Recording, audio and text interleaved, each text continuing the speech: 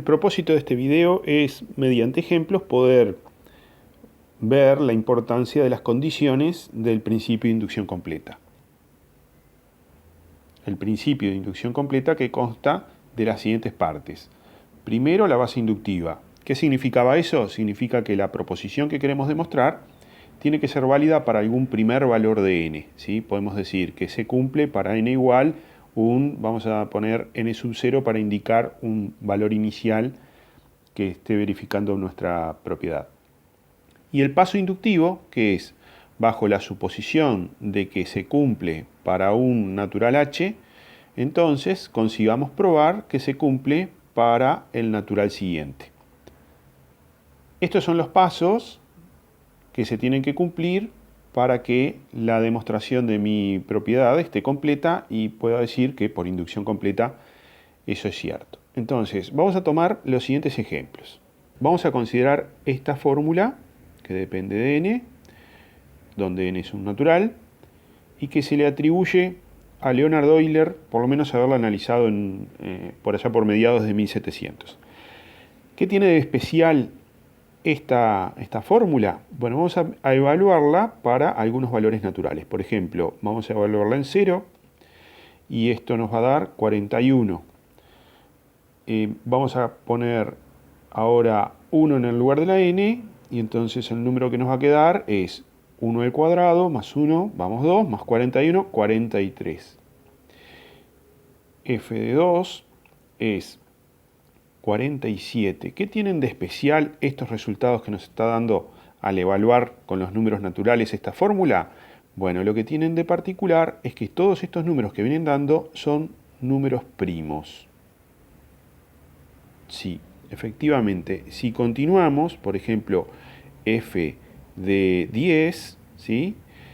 Va a ser 10 al cuadrado, que es 100, 110, más 41, 151. 151 también es un número primo. Y esto va a seguir pasando. Si, por ejemplo, sustituimos por 30, esto va a quedar 30 al cuadrado, 900, más 30, 930, 971, que también es un número primo. Entonces, esta fórmula realmente es interesante porque aparentemente nos está generando una lista de números primos. Si fuera cierto que este proceso continúa, es decir, que para todos los naturales que yo sustituya en el lugar de la n, el resultado va a ser un número primo, entonces hemos develado uno de los grandes misterios de la matemática y hemos encontrado una función generadora de infinitos números primos.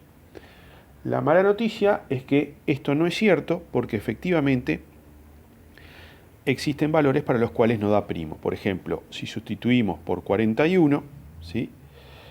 Me va a quedar 41 al cuadrado más 41 más 41, que claramente es un número múltiplo de 41. Así que lamentablemente la fórmula no cumple ese objetivo de generarnos infinitos números primos. Fíjense que es una lástima porque venía funcionando muy bien. Para los primeros naturales siempre viene dando números primos. Pero lamentablemente para n igual 41 claramente ya vimos que no. Y de hecho para 40 tampoco. 1681, si sustituimos la n por 40, nos va a dar el número 1681, que es el número 41 al cuadrado. Esto muestra claramente que en la suposición de que generaba números primos, la falla está en no considerar el segundo paso del principio de inducción completa. Es decir, si bien se cumple para unos primeros valores de n, no se está cumpliendo necesariamente para todos. Y observemos este segundo ejemplo. La proposición que estamos planteando es que todo número natural es igual a su siguiente. Claramente no es cierta, pero vamos a analizarlo desde el punto de vista de la aplicación del principio. Vamos a suponer que la propiedad se está cumpliendo para n igual a k. ¿Qué significaría eso? Significa que k es igual a k más 1. ¿Qué queremos probar? Y bueno, queremos probar que para el caso k más 1 se sigue cumpliendo. Eso quiere decir que k más 1 tiene que ser igual a k más 2. Claramente, si yo parto de la hipótesis y sumo 1 a ambos miembros, llego a la tesis. Entonces, ¿qué es lo que está ocurriendo? Lo que ocurre es que no estoy respetando la base inductiva, es decir, no tengo un primer valor de n que haga que se esté cumpliendo la proposición. Por lo tanto, el razonamiento tampoco es válido.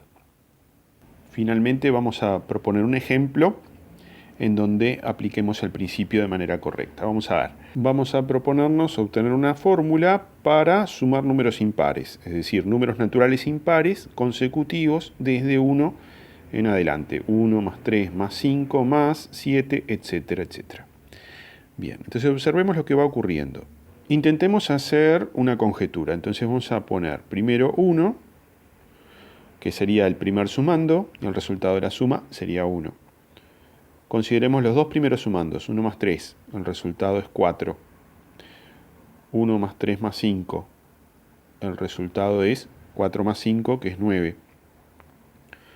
1 más 3 más 5 más 7, el resultado es 9 más 7, que es 16. 1 más 3 más 5 más 7 más 9, que es 16 más 9, que da 25. Curiosamente, estos números son especiales porque son los cuadrados perfectos, es decir, 1 es el cuadrado de 1, 2 al cuadrado, 3 al cuadrado, 4 al cuadrado, 5 al cuadrado. Bien, eso quiere decir que podemos establecer una conjetura que es la siguiente, que la suma de n números impares se puede obtener haciendo n al cuadrado. Una forma gráfica de visualizar este resultado es el siguiente. El primer resultado de la suma, que es 1 al cuadrado, lo puedo representar con un punto. El siguiente resultado, que es 2 al cuadrado, es decir, 4, es agregar el sumando 3. O sea que ahí tengo 1 más 3. Luego tengo que sumar el 5. Y vamos viendo que cada vez que efectúo esta operación, la figura geométrica que se está formando es un cuadrado. Así el siguiente sería sumar 7, luego 9 y así. Me queda un cuadrado del lado n y por lo tanto la cantidad de puntos que tengo ahí en ese cuadrado, en esa figura, es n al cuadrado. Expresado como sumatoria, lo que nosotros tenemos acá es sumatoria desde i igual a 1 hasta i igual a n de 2 por i menos 1. Y lo que estamos proponiendo es que el resultado es n al cuadrado. Vamos a aplicar entonces el método para demostrar esta proposición. La base inductiva, es decir, verificar que hay un primer caso que lo cumple, ya está hecha. O sea, cuando tenemos n igual a 1, la suma da 2 por 1 menos 1, y del otro lado tengo 1 al cuadrado. 2 por 1 menos 1 da 1, y de este lado también. Así que la base inductiva ya la tenemos. Vamos ahora con el paso inductivo. Esto implica considerar que la proposición es cierta para n igual a h. Eso significa que la sumatoria desde 1 hasta h de 2 por i menos 1 es igual a h al cuadrado. Y nuestra tesis será verificar que sucede lo mismo para el caso de n igual a h más 1.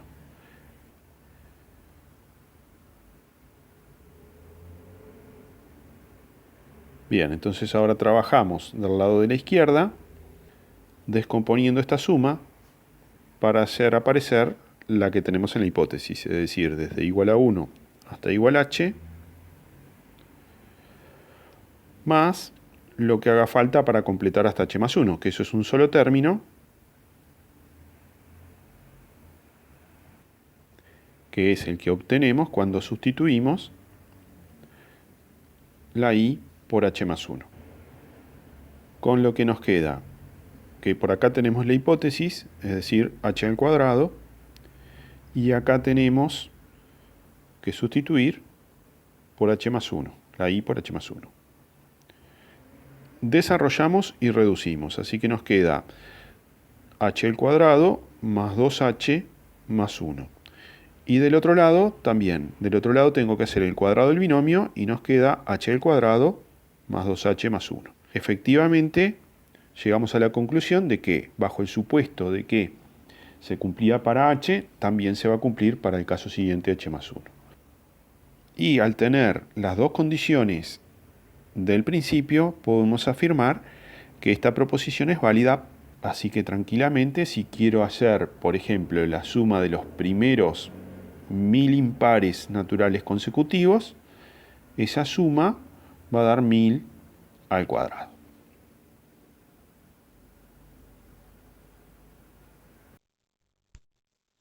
Gracias por ver el video. Te invito a suscribirte al canal. Si te ha resultado útil, compártelo con quien creas que pueda aprovecharlo. Por favor, no olvides indicar que te ha gustado y anímate a comentar.